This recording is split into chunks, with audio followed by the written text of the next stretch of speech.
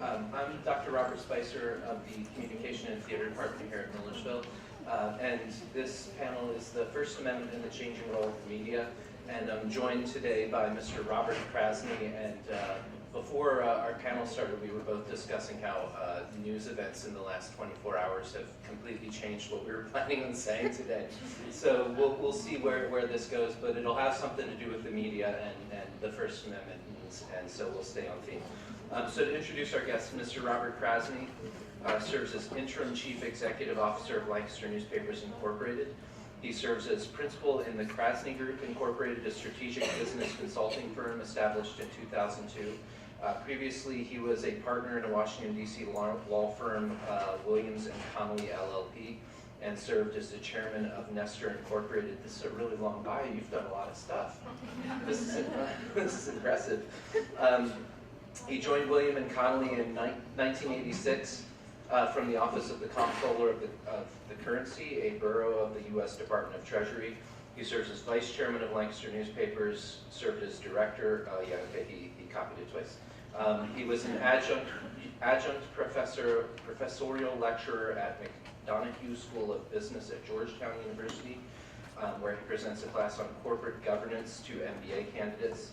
And he's a graduate of Georgetown University and Georgetown University Law Center.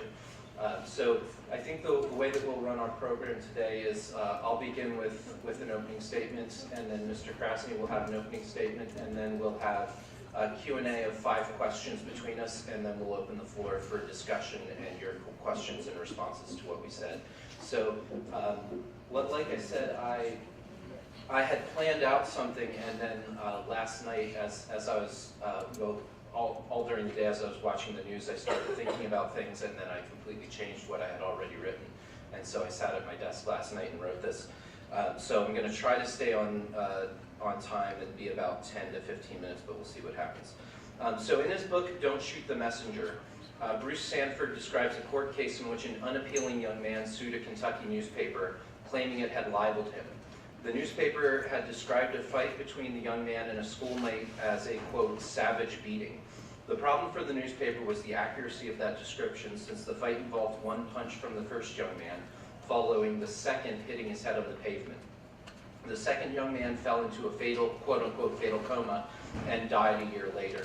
The newspaper reporting left readers with the impression that the first young man's punch was a direct cause of the second young man's death.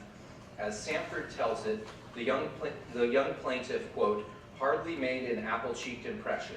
He was so disagreeable that he made you wish the dead boy had gotten in a few licks before eating concrete, end quote. Despite the awful manner in which he apparently comported himself in the court during his defamation lawsuit against the newspaper, the jury sided with him. Asked why, one juror said, quote, well, we didn't much like that little shithead, but we liked the newspaper even less. The result stands in stark contrast to a historical example of John Peter Zenger. The case from 1733, Zenger was a 16th century printer who was charged with seditious libel for publishing a newspaper article that was critical of the colony of New York, and specifically the colonial governor, whose name was William Cosby, which is my favorite part of the story. While Zenger was technically guilty of seditious libel, the jury found him not guilty, engaging what is known as jury nullification, because the information was true, although it was critical. So the jury threw it out. Jury nullification protected Zenger from prosecution by the Crown and colony. The Kentucky newspaper was not so lucky. More important, in the Kentucky case, it was the newspaper, not the government, that was public enemy number one. And this seems to be the case for many Americans in their perceptions of the news media today. The relationship between the press and the public is in a state of what Capella and Jameson called the spiral of cynicism. This is the idea that politicians and the press feed public cynicism through strategy frames in news reporting, and politicians focus on strategy over substantive policy issues. So instead of talking about issue positions, we hear a lot of reporting about who's head in the polls and who's raised the most money. The spiral of cynicism is further fed, Capella and Jameson argue, by journalists' perception that by focusing on strategy frames, they are offering the public what it wants, horse race coverage rather than policy debates. This, I would argue, is a fair criticism of the media industry, but not necessarily a fair criticism of journalists singularly. At root is a broader problem of the marketplace mindset, a mid to late 20th century shift from thinking about news as a social responsibility and a social good to as thinking about it as just another product that's sold to the public in the same way that entertainment is. In his book Bias, Bernard Goldberg discussed this shift, seeing news as a social good to seeing it as something profitable, as being part of the business of a media corporation. Goldberg recounts an anecdote about CBS News President Richard Salant lamenting the, quote, bad news that the news division of the broadcasting company, quote, had made a profit for the first time ever. Goldberg argues, quote, Salant knew if news could actually make money, the suits who ran the network would expect just that. Sure, they would want quality in theory, but they would want ratings and money in fact. Howard K. Smith, the legendary ABC broadcaster, mentions the same sort of cultural shift, and he talked about that in the 90s. Conversely, University of Maine journalism professor Michael J. Sokolow argues that the idea that broadcast news was once unprofitable is a myth that was propagated by broadcasters in order to maintain the perception that news was their way of providing a public service in exchange for the privilege of having a broadcasting license. And of course, the profit motive has been there at least since the penny press in the 1800s. However, the profit motive has hindered the public service motive in a lot of ways more recently.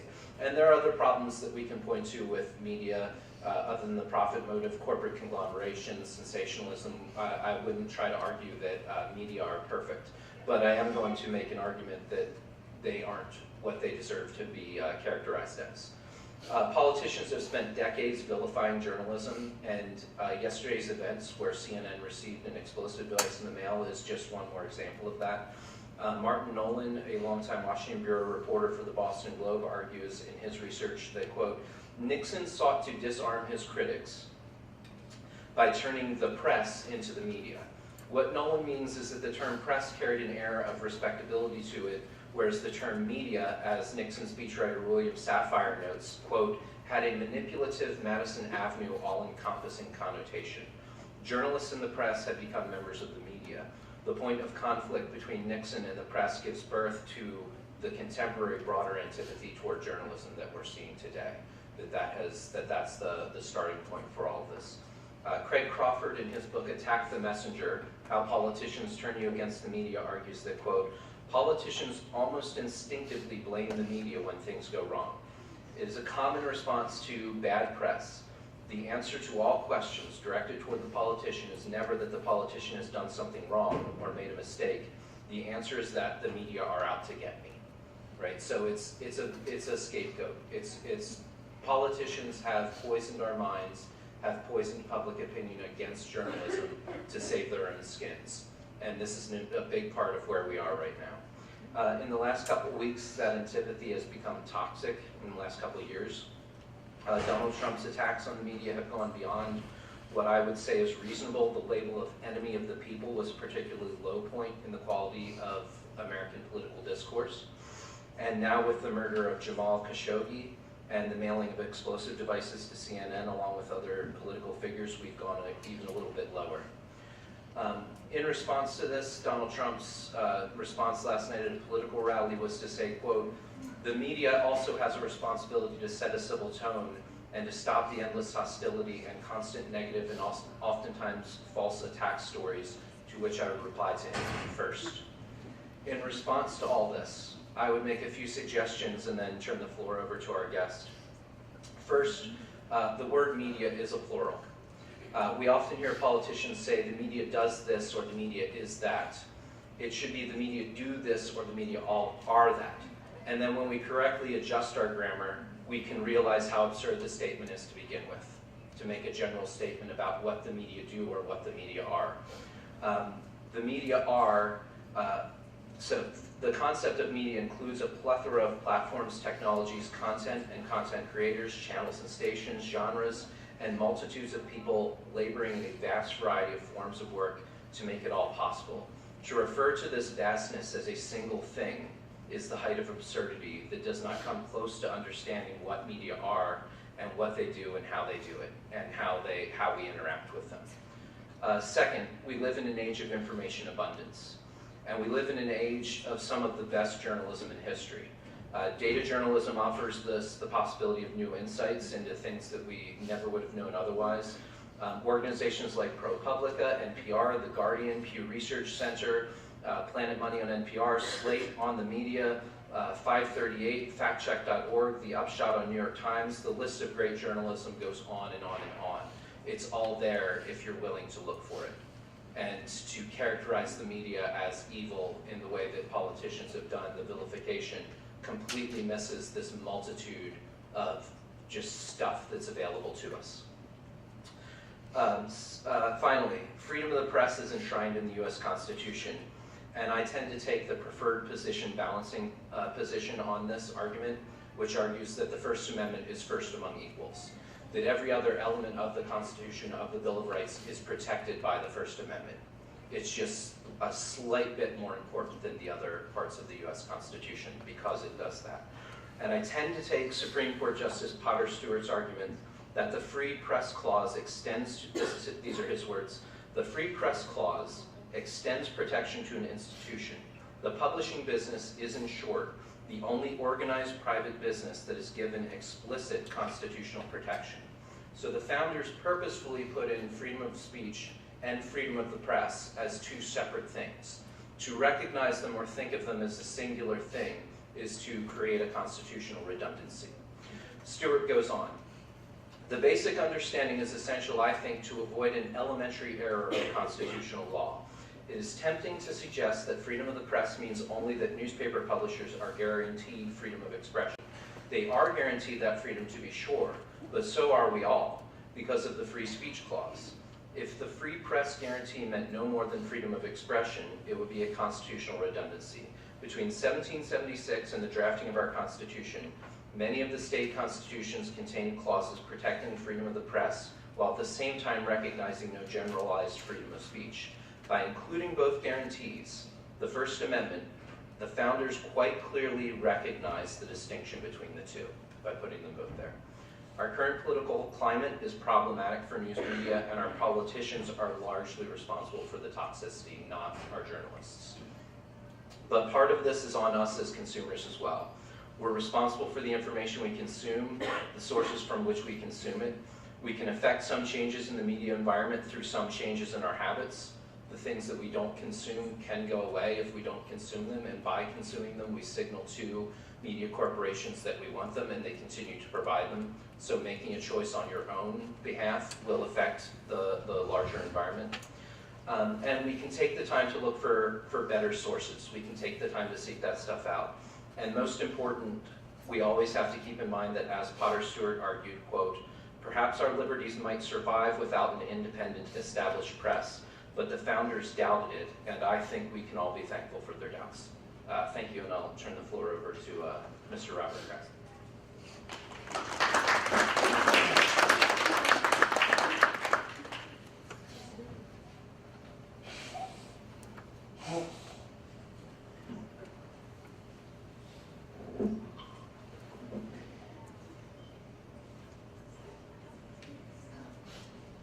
Good morning, everybody.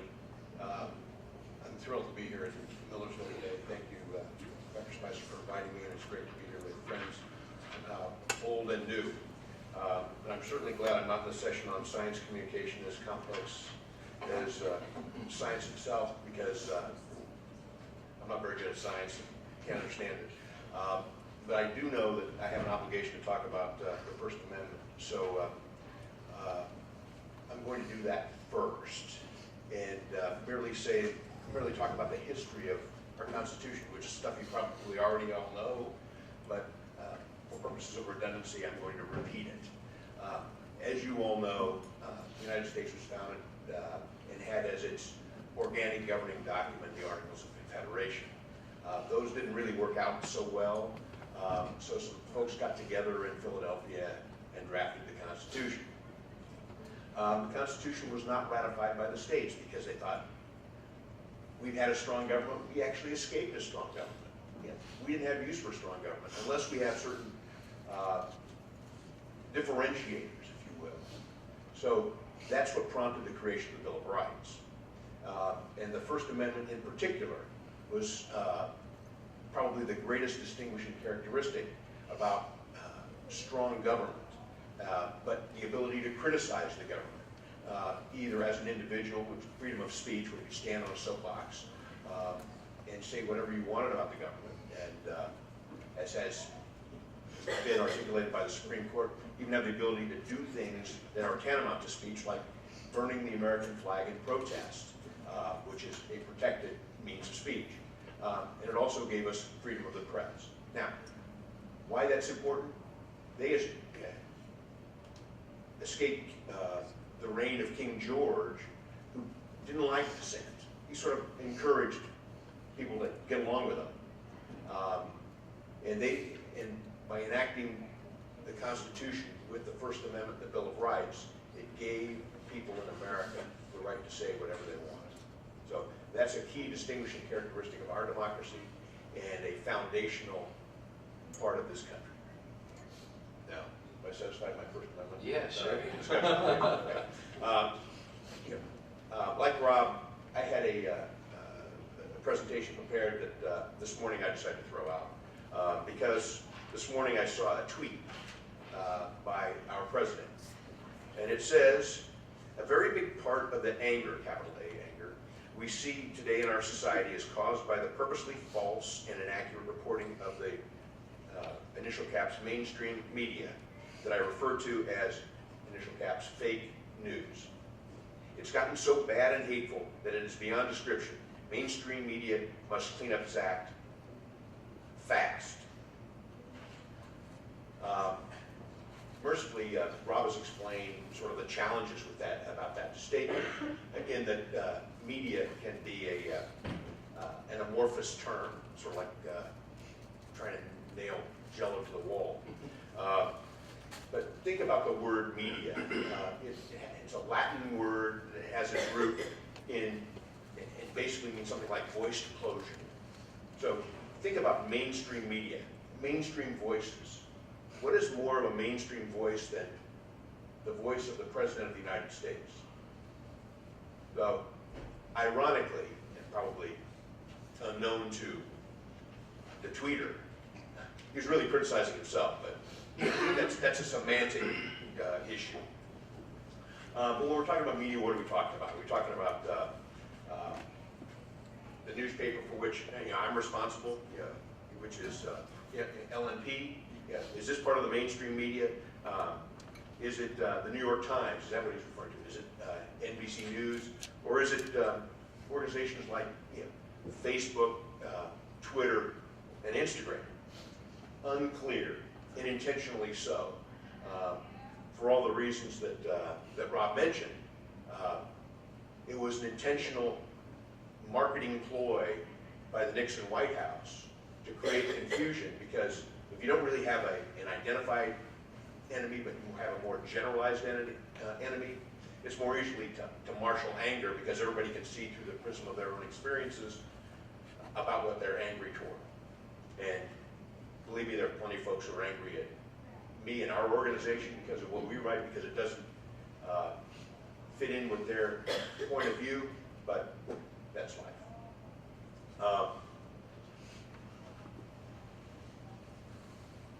Why does the president think that tweets like this work? There are really two reasons. One is that we have a very fragmented information distribution system today. If you think about the world as it was and as was discussed in the previous session, many Americans got their news from the NBC nightly news and the CBS evening news, which were hosted by Chet Huntley, David Brinkley on NBC, and Walter Cronkite on CBS. And in fact, there were studies done that showed that their newscasts were pretty much similar, and a disproportionately large percentage of Americans got their news through the prism of those two news organizations. And Gallup discovered that whenever a president of the United States made a presentation for the United Nations General Assembly, or the president would look presidential, it didn't matter if it was a Republican or Democrat, somebody who had high favorability ratings or low favorability ratings. After they made that speech, and after it was presented on the nightly news or evening news, and a disproportionate number of Americans saw the presentation, the popularity of that president went up by about 3%. Why is that? Because there was a common understanding of the facts. Today there is no common understanding of the facts. Today you can get whatever information you want from whatever source you want, and in fact, as was discussed previously, the line in the previous session, the line between opinion and fact has been blurred to the point of invisibility, which is what distinguishes much of the media from what we at our organization do. Let me give you some examples. Probably the clearest example is how our newspaper and our website, for that matter, Lancaster Online, is put together. We have some very clearly identified opinion pages, which are opinion. There are editorials, there are some commentary, and we try to do our best to balance the commentators to get viewpoints from the left and the right, but it's clearly identified as opinion. We also have letters to the editor, and I'm proud to say that our letters to the editor come in a volume that is virtually unmatched by most newspapers, because we have the good fortune of having great reader engagement. But every letter to the editor that we publish in our paper, and some of them are pretty wild, and I say this generally, fact challenged. But we call every submitter to confirm, A, they wrote the letter, B, that they are a real person, or I should say maybe A, that they are a real person, and B, that they wrote the letter, so that we know that somebody, typically in Lancaster County, actually wrote the letter and was willing to stand behind that opinion. Now, let's contrast that with other media. Probably the best example is Facebook. How many of you have Facebook accounts? Let me rephrase that. How many of you don't have Facebook accounts? You're the smart ones. Sorry, everybody. Facebook, and it's been well documented, that Facebook has literally hundreds of millions of fake accounts. And it's been pretty well documented that Facebook was used as a vehicle by folks wishing this country ill to foment dissent and controversy in the context of the 2016 presidential election. And I think we'll hear more about that from Mr. Mueller later, but we've already heard a lot based on speaking indictments that have already been presented to federal courts. So we know that they don't have the same rigor that little old LNP and Lancaster Online has. We also know that their business model is fundamentally different from what LNP's is. Rob spoke about social responsibility and social goals, and that is at the essence of what we as a news organization do, trying to serve Lancaster County. Now, Facebook is about reader engagement and audience reach. Facebook and Google together control over 75% of the digital advertising globally. 75% of the digital advertising globally. Now, one of the ways they do that is by trying to maximize the engagement they have with all of you and everybody literally around the world. Which is why one of the most troubling things that I'm aware of with regard to Facebook that illustrates the problem is that in the run-up to the 2016 election, and let me get this right because I actually try to be factually accurate. In the final 3 months of the 2016 presidential campaign, the top performing fake election news stories generated far more engagement than the top stories from major news outlets like the New York Times, Washington Post, and NBC News.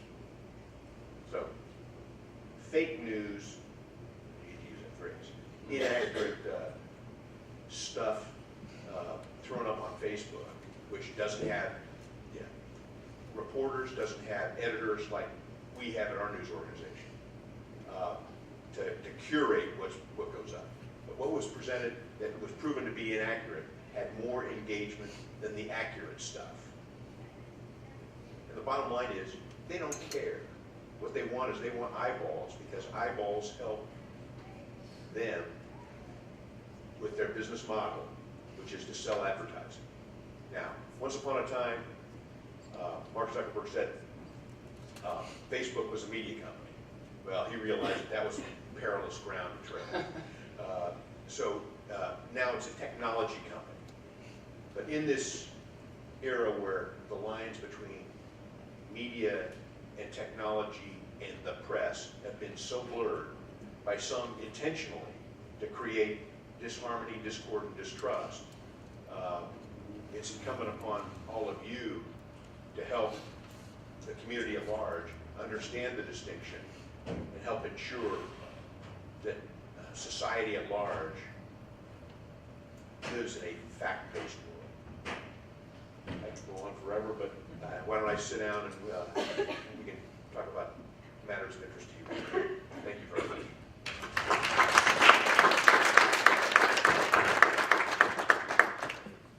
So I prepared a few questions to start discussion, and then we'll have a Q&A from the audience as well. So the first question is, as we've talked about, public trust in the news media and journalism is at an all-time low, and I would ask you how much of that do you think is deserved and how much of it is undeserved, and maybe how does the field of journalism start rebuilding that trust from your perspective? Is this on? Yep. Well, there's a lot to unpack there. Mm-hmm. Let me start by who deserves what. And I guess the short answer to that is we deserve what we ask for.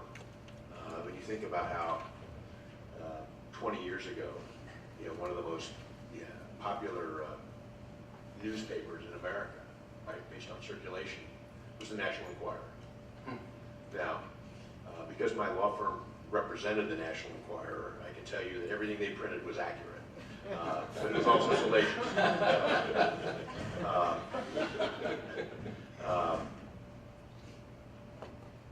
Investigative journalism is something that is not as sexy.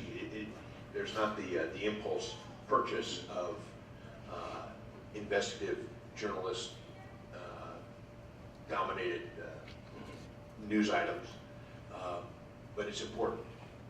And that's why there are some folks who believe that news media ultimately ought to be considered, in the words of Jerry Lenfest, something like a museum, in the sense that it needs to be a nonprofit that solicits contributions from civic-minded individuals who are willing to support the important mission of investigative journalism. So that's, I should also tell you that the business model for the press, the newspaper industry, has fundamentally changed. It has not changed in a way that was really the result of great foresight. With the advent of the internet, virtually every newspaper decided to throw their content up online and give it away for free, with the exception that there was a newspaper in Little Rock that did not do that. Now what that means is historically newspapers relied on a subsidy from advertisers to pay for the price of the journalists, the editors, the production, the printing, the packaging, and the distribution of newspapers. And the metric was historically about 80% of all revenue came from advertising. As advertising changed with the advent of digital advertising, which is dominated by Facebook and Google, it's had a significant adverse impact on advertising in newspapers. And Craigslist. Newspaper revenue. And Craigslist, of course, eviscerated classified advertising in most newspapers. Ironically, in our newspaper, and I don't know how many pages we have today, we have a very robust classified advertising, because there's one thing that people didn't realize. We have 4 pages of classified ads in our paper today, which is probably as many classifieds as you'll find in any newspaper in America today. On Craigslist, you can make a deal but you might have to go to a Walmart parking lot to do the exchange with somebody you don't know who may have some ill motives, which makes it treacherous. In our newspaper, the trades don't typically happen that way. So that's one of the many reasons that we have a more robust classified, but I digress. What you've seen with, for example, the New York Times is that their business model is completely turned upside down. They are generating about 80% of their revenue from subscribers and only 20% from advertising. And although they continue to have a print product, their president has very openly said their pricing model for their print product is such that they're trying to maintain it at a revenue neutral level, because there's an elasticity, a price elasticity with regard to their subscribers. They increase price as the number of subscribers goes down so they can maintain a stable revenue as it relates to print. Now, as it relates to their digital product, they look at the world with 7.6 billion people, and they see that as their potential audience, which is very different from the model for us, which is primarily Lancaster County, which has a population of 540,000 people, so we don't have the same luxury of reaching as far, so we have a different model, the model of community newspapers. I should also say in the last 10 years, about 20% of newspapers in this country have disappeared. There's this phenomenon known as news deserts, and if you want to learn more about news deserts, go to, I think it's usnewsdeserts.com, which has a report put together by the University of North Carolina that speaks to this phenomenon. But that means that there are there are large communities in this country that don't have access to newspaper or press journalism, and that's true in this state. In probably the most grim example is in Pittsburgh, where 10 years ago there were two very robust papers, the Tribune and the Post-Gazette. The Tribune is now digital only, and the Post-Gazette has gone to producing a print newspaper 5 days a week.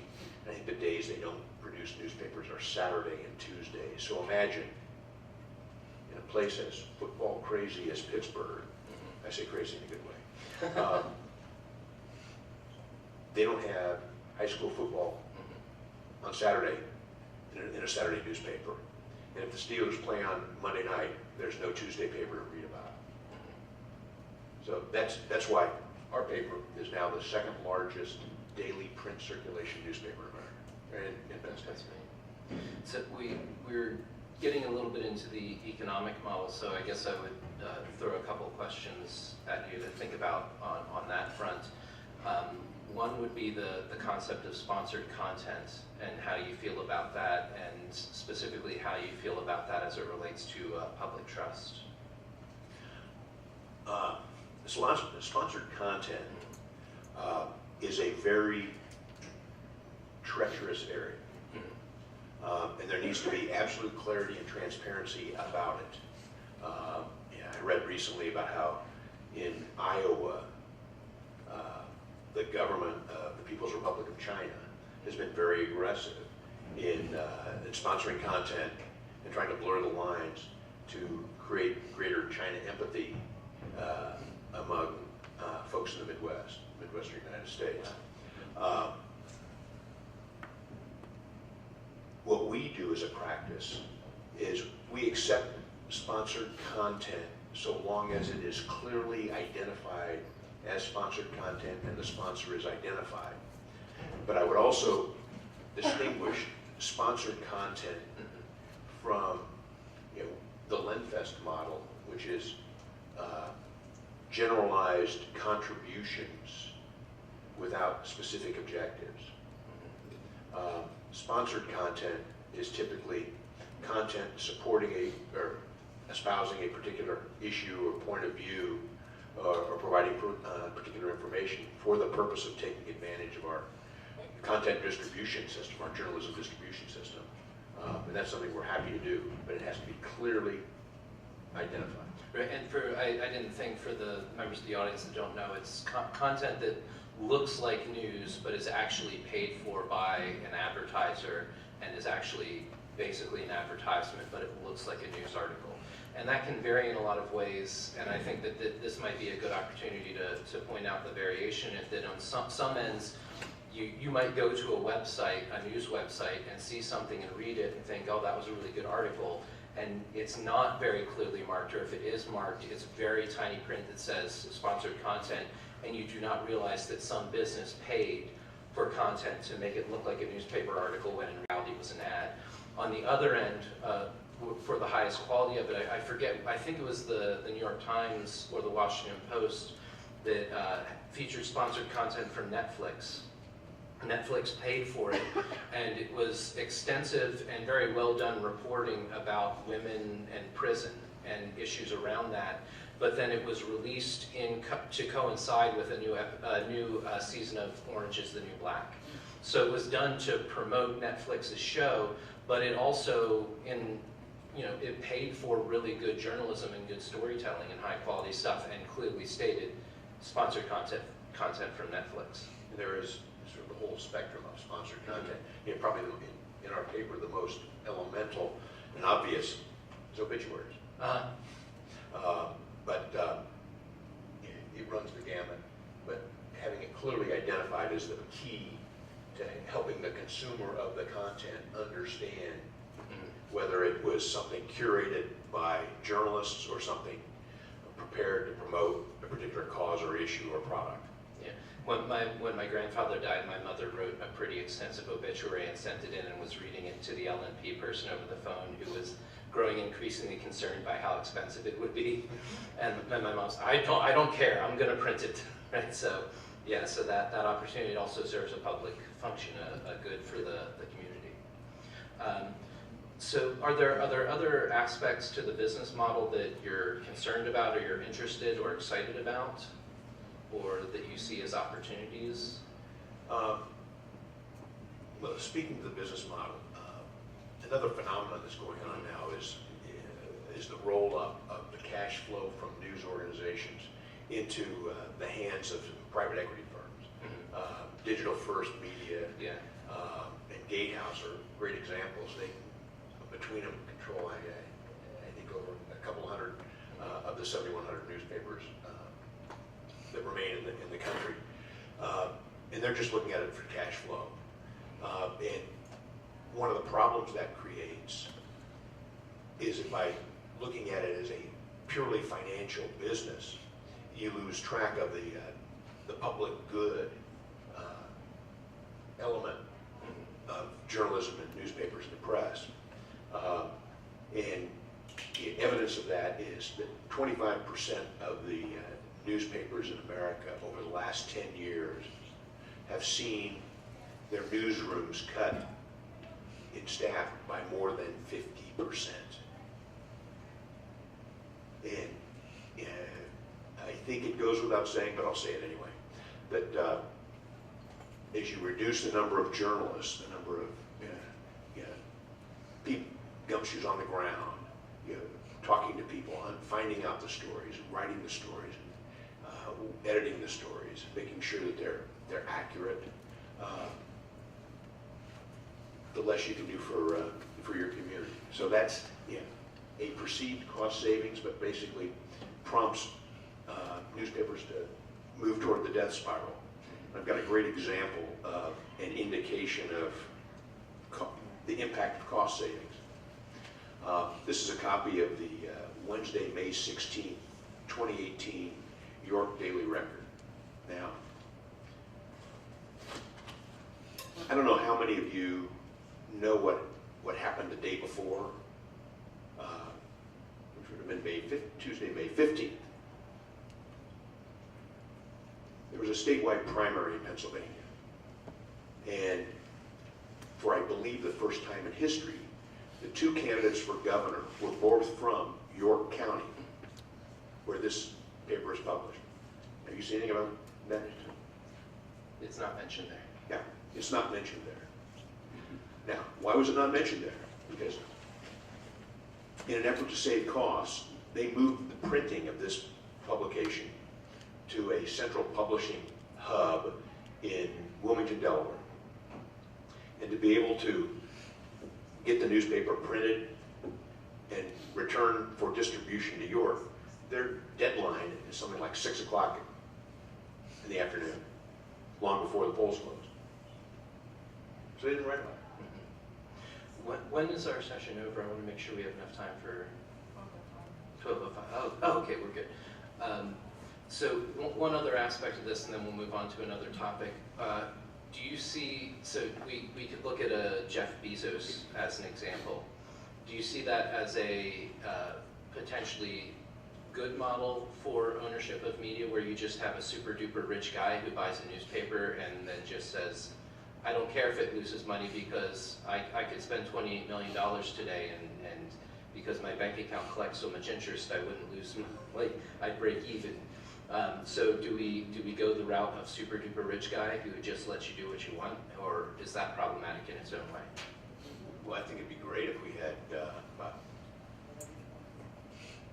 12,000 super duper rich guys, one for every community in America, that would see it as a public endeavor to own a newspaper. But the likelihood of that happening, I think, is remote. So certainly what he is doing to energize the Washington Post is tremendous. What his motives are, I think, are yet to be determined, because it's more than just a media play. There's also a software play there as well. His team of software experts have created ARC, which is a content management system that's now being dispersed widely, or literally around the world. It's an integrated software system.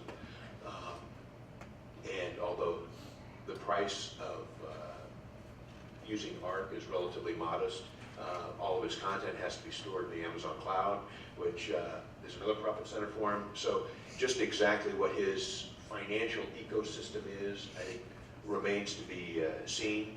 But there is no question about the fact that he's reinvigorated a great newspaper, and that it's doing great journalism today. So with one of the issues surrounding the coverage of the president, because we brought that up in both of our remarks, there was a debate early in his presidency, and then I think it was kind of reignited in the last few days by the Toronto Star, about whether it's acceptable to label a false statement a lie in journalism. That if a person makes an explicitly false statement that we can fact check, is it okay to call that a lie? And in general, across the board with anyone, but specifically with Donald Trump steps up and says something that we know is wrong. Should journalists say the President of the United States lied? Let me start with two caveats. One is, I'm not a trained journalist, I was just a lawyer. Secondly, I don't know the etymology of the word lie. My assumption, and I'd want to go to the OED or something, is that it connotes some conscious behavior. Correct, yeah. And so that's probably the rub from a legalistic perspective. But because of perceived consciousness of action, if I were asked by one of my reporters or editors, is it okay for someone to attribute, to use the word lie when they believe the person, they have reason to believe, based on what they've discovered, the person said something that was demonstrably false, knowing that it was false? I have no problem with that. Yeah, I think the definition that I like is it's a false statement that the speaker knows is false, that the listener is unaware of, that the speaker says with the intention of getting the listener to believe it. Well, so intentionality is an essential part of the definition. And was it intentional that he's talking about the inaccuracy, the purposely false and inaccurate reporting of the mainstream media? I think there's so much there. That's I think a knowing deception. Okay, so I think one more thing that I wanted to talk about, and then we can open it up for the last 20 minutes. The issue of divisiveness, and this is something that I thought of during the last panel, and as you were speaking, it came to me. So it wasn't. I hope it isn't too much of a curveball. But what I got started thinking about was there's a documentary called Best of Enemies, and it talks about how during the '68 election between Nixon and Humphrey, ABC was number 3 in the ratings, and they started bringing William F. Buckley and Gore Vidal on the air on a regular basis to basically yell at each other. And ABC rocketed to number 1 in the ratings on that, from having that debate. And the thesis of the documentary is that when you turn on cable news and see 2 guys yelling at each other, ABC set the model for that with Buckley and Gore Vidal.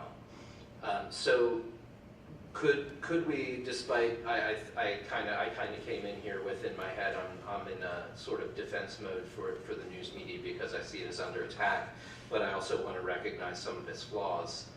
Can we put that on the media, or is that on us as viewers? Is that on the consumer, the politician? And take it where you will. I think the answer to that is yes. Okay. It's on everybody.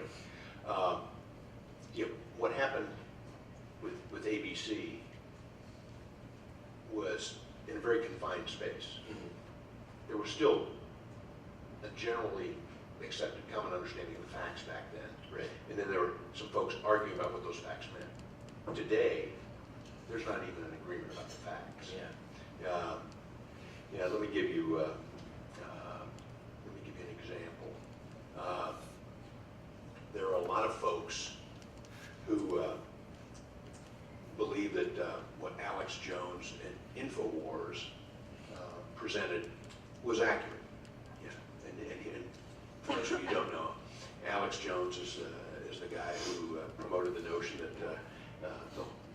the slaughter at Sandy Hook Elementary School was a hoax, that Hillary Clinton was a pedophile running an operation out of Comet Pizza in Washington, Connecticut Avenue in Washington, D.C., and that George Soros concocted some fraudulent effort to create a hoax about Syrians using chemical weapons on children. When information is disseminated like that through technology companies like Facebook, without any guardrails or any curation or any adult supervision, it creates tremendous problems. And so imagine if you're the parent of a child who was lost at Sandy Hook. You put up with the nonsense and pretend, oh, I really didn't lose my kid, or Alex Jones is a crazy person. Well, there have been some lawsuits brought, but An FBI agent as well. The notion that Hillary Clinton is a pedophile running an operation out of Comet Pizza in the middle of a presidential campaign. Does somebody suddenly stand up and say, "Oh, by the way, I'm not a pedophile"? How is that going to go over? But to not say anything and allow this to continue, you're between a rock and a hard place and trying to choose how to deal with that. So that's a problem with alternative facts. The 24/7 news hole is another problem that where getting 2 people who scream at each other on television is, I guess, news entertainment today. Getting rid of the fairness doctrine, which the FCC used to require, has basically helped. They got rid of it in 1987. That created the explosion in radio talk news, so that was a factor. And so where are we today? There's a great report that was put out called Hidden Tribes. I don't know if you've seen this, but it basically divides the population into 7 groups. And what it says is that there are groups at each extreme. There's the progressive activists on the left, which comprise about 8% of the population. And then there's the devoted conservatives and the traditional conservatives, which comprise about 25% on the right. And in the middle, there's what they refer to as the middle exhausted majority, about 67%. Believe me, I'm exhausted. But what's interesting about this is that they see the folks on the extreme left and the extreme right see things so completely differently that it's virtually irreconcilable. Let me give you an example. The whole notion of political correctness. Some folks, the progressive activists, view political correctness as something that's reasonable and appropriate and sort of a variant on what some of us were taught when we were younger, what the original notion of the golden rule was, do unto others as you have them do unto you, as opposed to the new golden rule, which is he who has the golden rules. On the other hand, the folks on the extreme right view political correctness as an extraordinary pox, and it basically violates the fundamental notions of free speech, and that they want to have the ability to call anybody anything, in part because, from the perspective of those on the left, they never learned the original golden rule. But to them, they think it's a violation of their First Amendment rights to treat anybody anyway. And sort of the rules that used to be around common civility are lost. So, yeah, this is it's a fascinating discussion of two completely and polar opposite perspectives that, unfortunately, are irreconcilable. The 67% in the exhausted middle are being battered back and forth as you hear the extremes shout at each other 24/7 on cable news. Or left trying to figure out the lesser of two evils. Yeah. So I guess we have about 20 minutes left, and I'd like to, at this point, turn and open it to the audience for questions. Yeah. I was just wondering, do you think that the media sometimes distracts its audience from what is actually happening, not intentionally, but because America tends to be more catered towards entertainment than actual truth?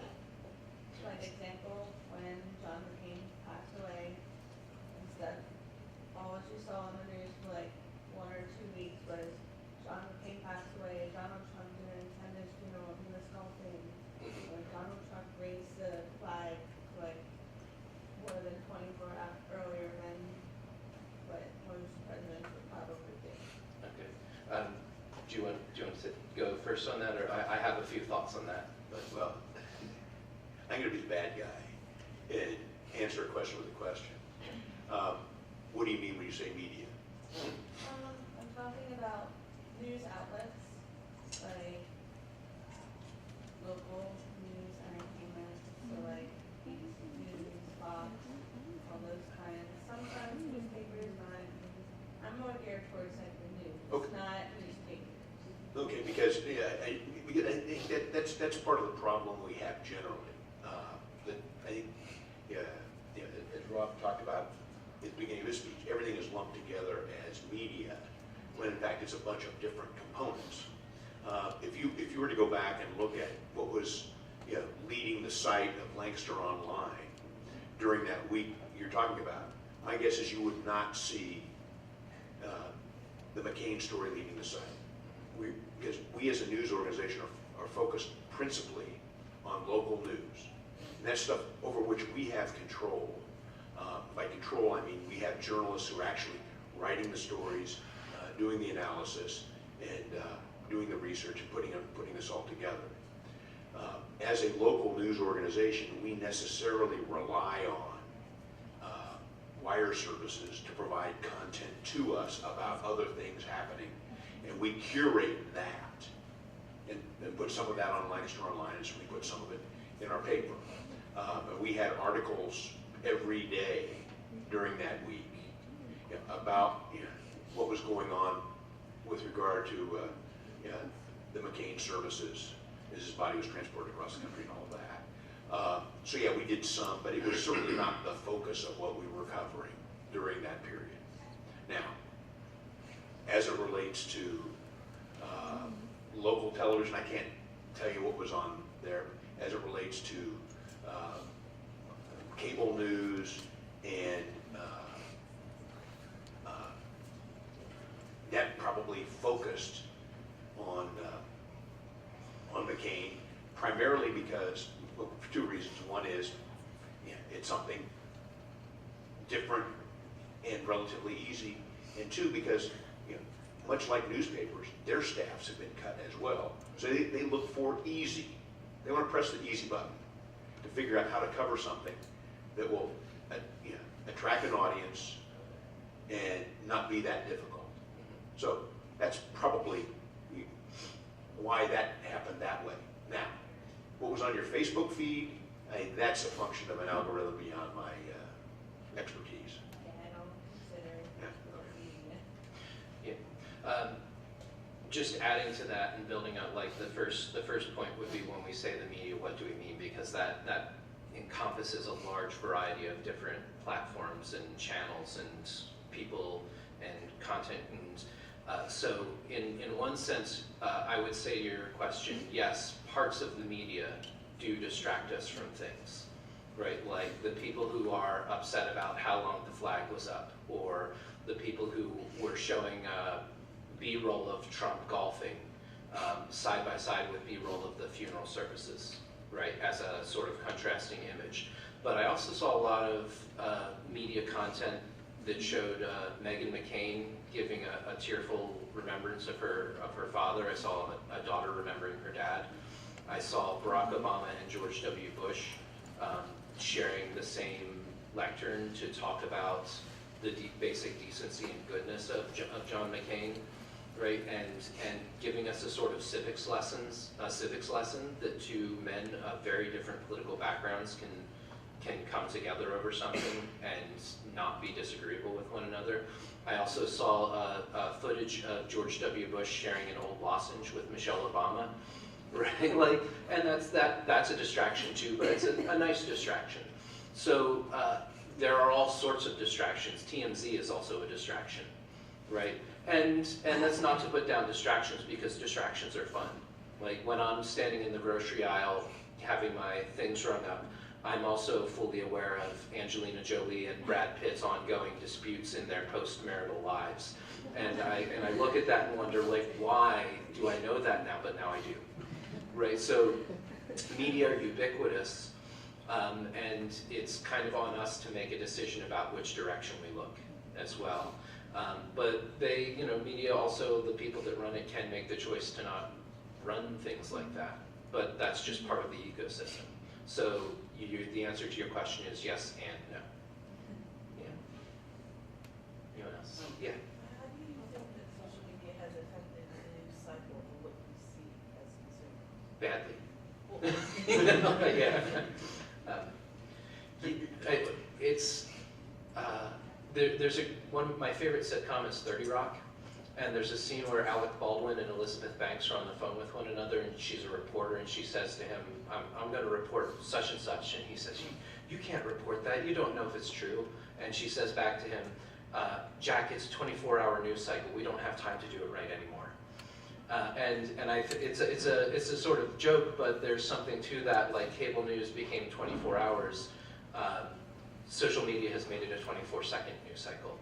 Like it's constant and rapid, and it's a river that's moving too fast to even put your foot in it and find a spot, right? So that would be, I think, the biggest effect is how much it's sped up the information ecosystem, and how hard it is to keep up with things, and how 12 hours from now, we're going to have forgotten the mail bombs. Basically, we will have moved on in life because we will be on to the next thing. And that's the problematic part of that technology. And that's not on journalists. And kind of isn't on us as consumers, it's on that technology and the way it functions and the way it was designed, and how it's affecting us. Yeah, did you have something to add to that? That's a good description of the ADD society in which we live. But let me back up and bore you a little bit with a description of what we do and how it's different. Running a local news organization, our content is relatively unique, and if you compare, what's on our site with what's on, say, the local broadcast television site, you'll see marked differences in terms of depth and breadth of content. Because of that, we have the luxury, and there are a number of newspaper organizations that are doing something similar, which is not updating things every minute, but instead doing it 4 or 5 times a day so it becomes predictable. Because in many ways, that's the way this worked. There were two elements of editing this. One is looking at the stories and making sure that they're accurate and complete. And when I say accurate and complete, it reminds me of the old story about the horse race. You can tell somebody that a horse came in next to last, and you think that's terrible. If you omitted the fact that it's a 2-horse race,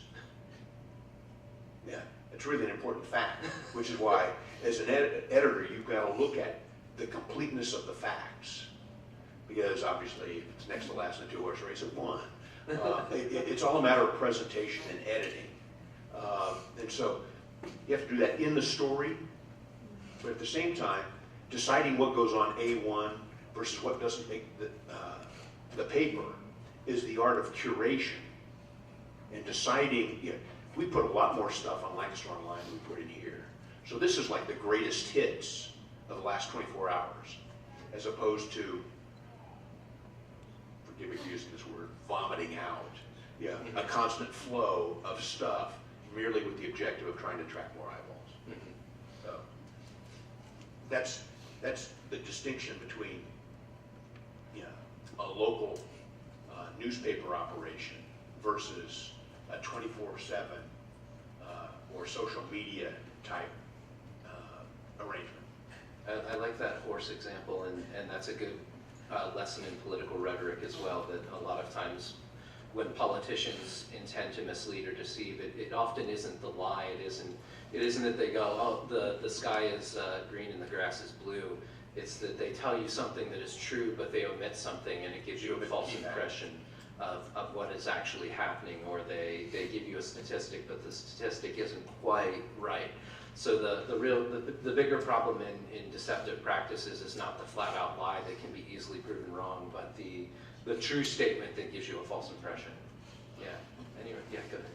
You were talking earlier about funding for newspapers through like Jeff Bezos, but there's also like media conglomerates like the Sinclair Broadcast Group. Is it in your opinion that conglomerates like that should be broken up in any way, or should they kind of be allowed to continue as they are?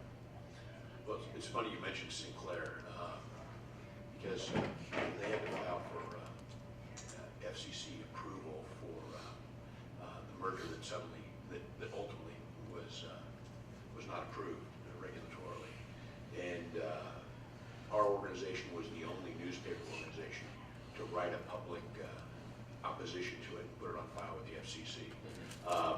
We did that because of the fact that they would control 2 or 4 broadcast television stations in this market, when at the time we filed it, there was a prohibition on a newspaper owning television or radio stations in the market. And so we thought that was fundamentally unfair.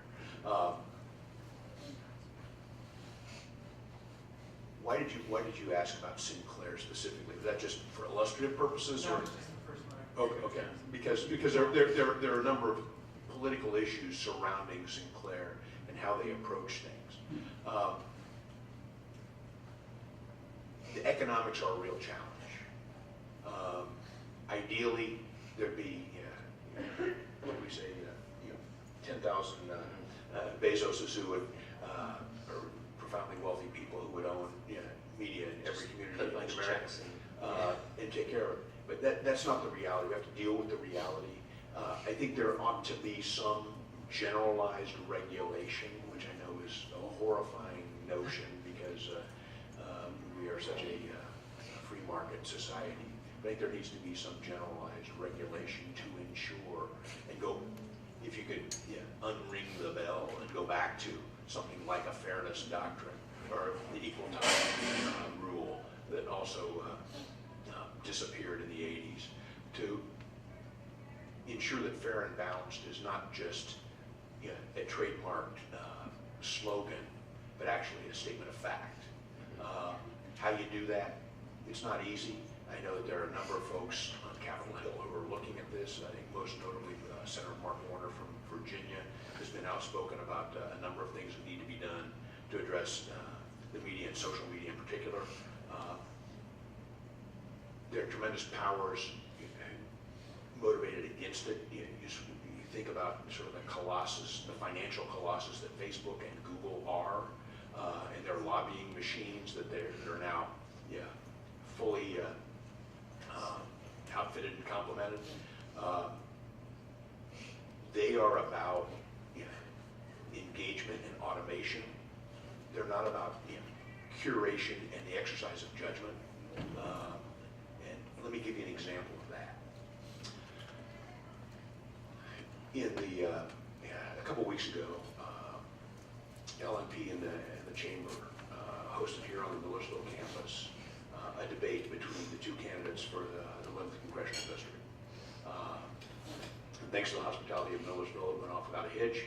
And we've had over 55,000 people view the video of that debate. Just by way of contrast, or essential proportionality, it'll probably take about somewhere between 110 and 120,000 votes to win that seat. It's significant. Later this morning, we're hosting a debate between two candidates from the state Senate. Facebook, in its infinite wisdom, decided that our efforts to announce that on Facebook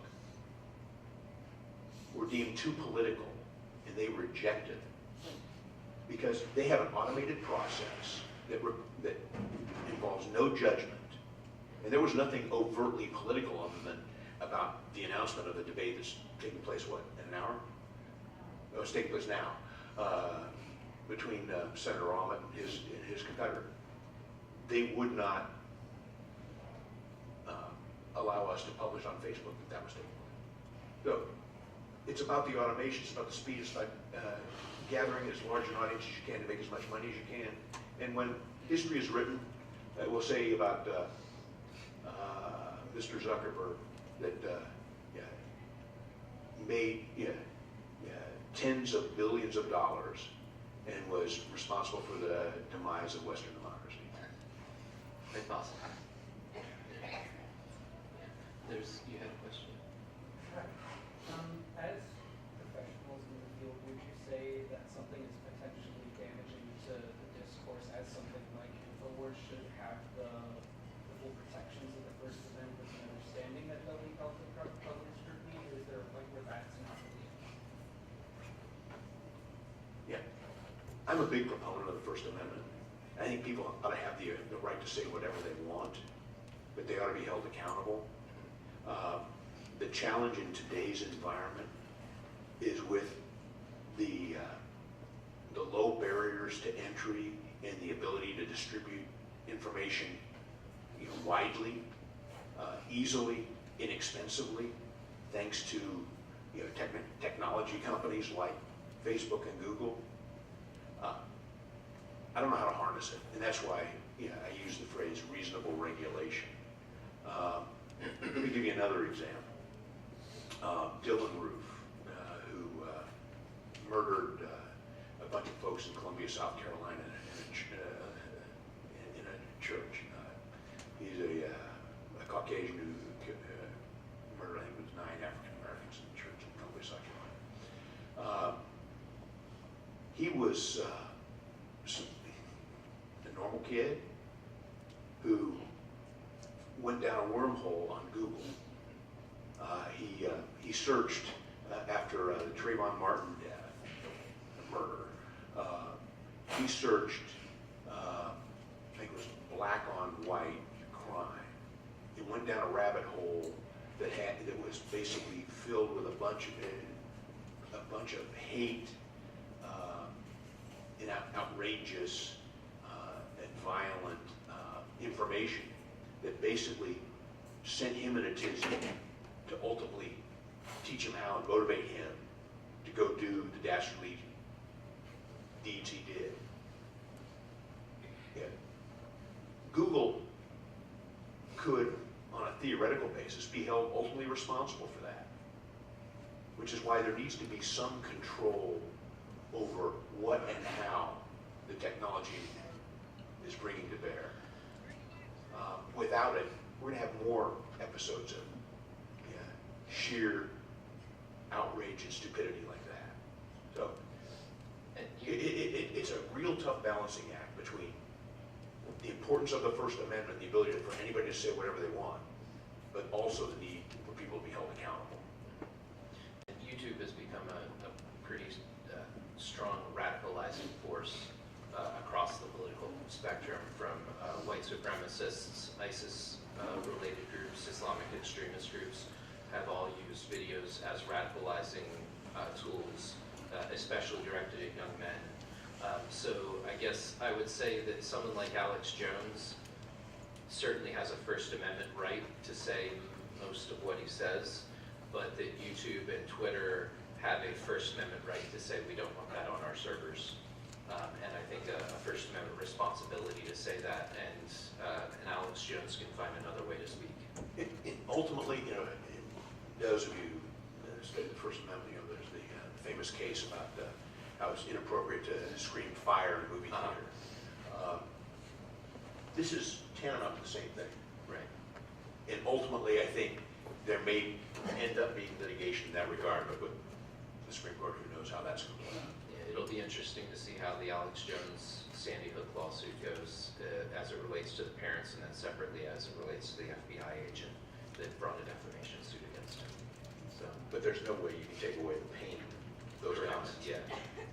So I guess we're at 12:04. If someone has 1 minute worth of something to say, or otherwise we can wrap up. Great. I'd like to thank Mr. Krasne for joining us today. Thank you. Thank you, Mr.